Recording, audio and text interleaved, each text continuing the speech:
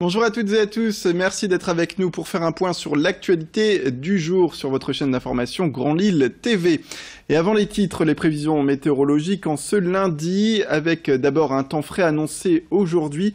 En ces débuts de semaine, les températures baissent avec pour le thermomètre quelques 12 degrés à Lille, 11 degrés à Villeneuve-d'Ascq pour les maximales et 11 petits degrés toujours du côté de Douai.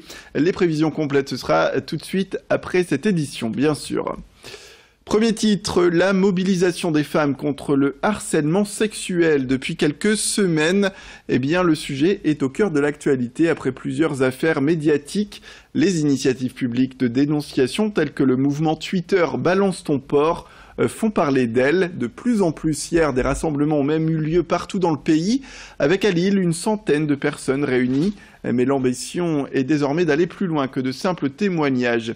Le collectif féministe lilloise Une chambre à nous veut faire durer ce mouvement pour changer durablement les mentalités. Je vous propose d'en savoir plus avec ces explications menées par les membres du collectif au micro de Céline Nuret. Déjà l'impact visuel, tout simplement parce qu'une manifestation ça interpelle beaucoup plus que ce qu'on dit sur les réseaux sociaux forcément. Ça permet de montrer que ce sont des femmes réelles, que c'est pas uniquement un problème virtuel, que c'est vraiment la réalité.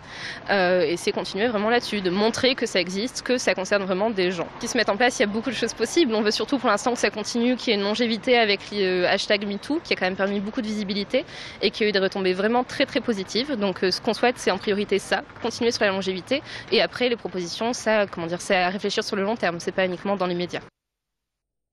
On commence avec ce sujet qui touche beaucoup d'entre vous sans doute. On revient ici sur la pénurie actuelle de beurre dans les supermarchés. Et pour en parler, nous sommes allés rencontrer des producteurs locaux qui peuvent profiter aujourd'hui de cette pénurie pour mettre en avant leurs produits qui sont issus de l'artisanat. Place au reportage mené par Vincent Vieillard. Beurre en vente ici, une annonce qui peut faire pâlir d'envie certains supermarchés en ce moment. Il est de plus en plus difficile d'en trouver dans les grandes surfaces, alors que le lait, lui, ne manque pas. Il y a une pénurie de beurre parce qu'en fait il faut 22 litres de lait pour faire 1 kilo de beurre. Donc le lait écrémé pèse un peu sur le marché malgré tout. Et puis il y a eu de la surproduction ces dernières années à cause des quotas laitiers qui ont été supprimés. Une pénurie qui touche aussi le Nord-Pas-de-Calais, pourtant premier producteur français de beurre devant la Normandie.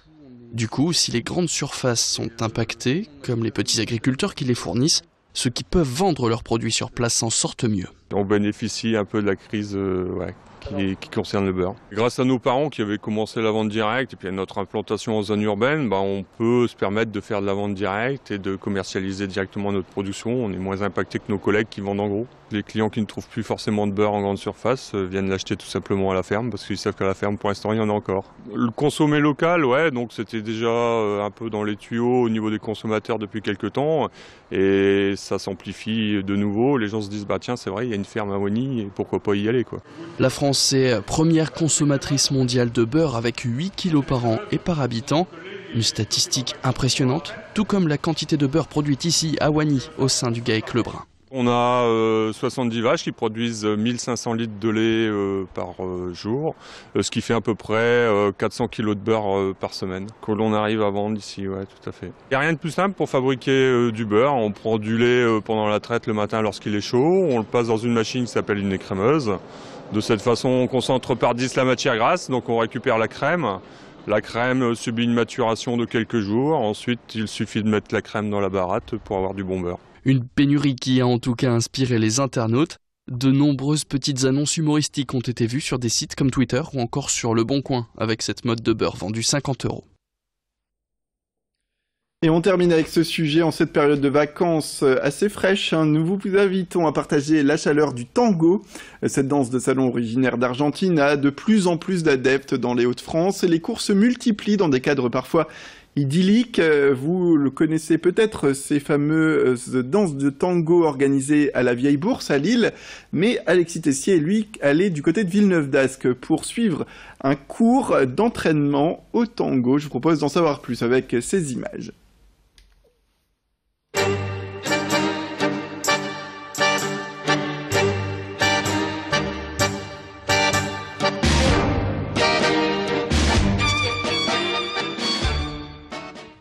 Le croisé avant ou le ocho arrière, le planéo, la sacada ou la parada, des termes tous propres à une seule danse, le tango.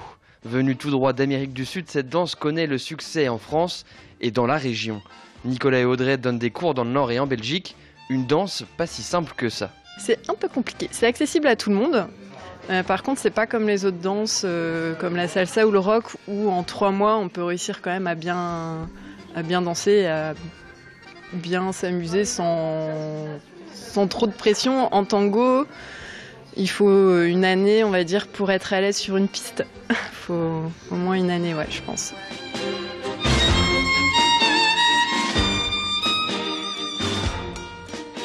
Pour réussir à dompter cette danse, les élèves du jour suivent les conseils de Nicolas. Il la pratique depuis 12 ans. Le tango, une danse pleine de vertus. C'est une danse sociale, donc on danse le tango pas juste pour aller dans les cours, il y a éventuellement, enfin pas qu'éventuellement, il y a cette dimension sociale, il y a des balles, des pratiques, etc. Donc déjà on peut se créer un réseau social, un nouveau réseau social, enfin voilà. Puis on sait quoi faire quand on va en vacances parce qu'il y a du tango partout. Et puis sinon évidemment c'est très bon pour le corps. Toute activité physique, toute discipline est très bonne pour le corps. Donc aussi dans le tango il y a une dimension de dissociation, on utilise beaucoup tous les muscles autour de la colonne. Je pense que pour les gens qui ont des problèmes de dos c'est très bon. L'association Moonlight Tango organise ses cours et de nombreux événements dans la métropole. Et depuis cet été, Nathalie a décidé de se lancer dans le tango, un moment pour se déconnecter. Le tango finalement c'est une bouffée d'oxygène, c'est du lâcher prise. Plus tout ce qui est côté associatif, danse, mais voilà, donc c'est une activité qui est finalement complète et qui permet de se libérer, j'allais dire, du carcan du travail. Il faut de la concentration, donc ce qui est un peu j'allais dire, c'est quasiment contradictoire avec le lâcher prise, mais après la concentration, j'allais dire, on oublie tout. On est dans la danse, dans la musique, dans le mouvement, et donc voilà, et on lâche prise. Des cours sont organisés toutes les semaines, avis aux amateurs.